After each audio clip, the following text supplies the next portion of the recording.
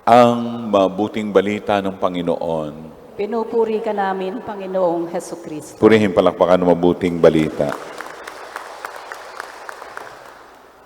Unang tanong, hadlang ba ang kayamanan upang makamit ang kabanalan, higit na mapalapit kay Jesus? Kalawang tanong, bakit malungkot na umalis ang binatang mayaman, rich young man? Una, hindi naman dahil sa yaman, kundi yung kanyang kalooban at ang puso ay nakatuon sa kanyang possessions. Yan ang ikinalungkot niya, na hindi pa niya kayang iwan ang lahat ng meron siya. Kung ano meron siya, kanya yon. Hindi pwedeng ialis sa kanyang paningin. Kaya maganda yung hamon sa atin, mga kapatid, ang buhay na pinakayaman natin ay walang iba kundi yung ang tuon natin ng tingin ay sa Panginoon. At kapag sa Panginoon, anuman meron ka, gagawin mo ito para sa iyong Panginoon, sa ating Diyos, sa ating Panginoon. At ano ba ang gusto niya?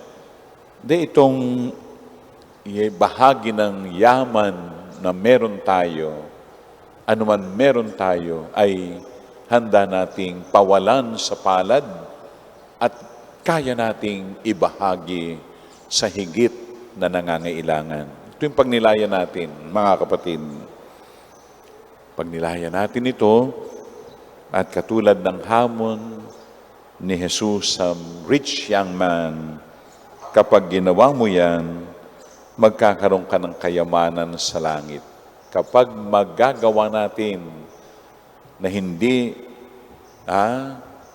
sa palad lang natin ilaan ang meron tayo, kundi magbukas ng ating palad at maibahagi sa higit na nangangailangan.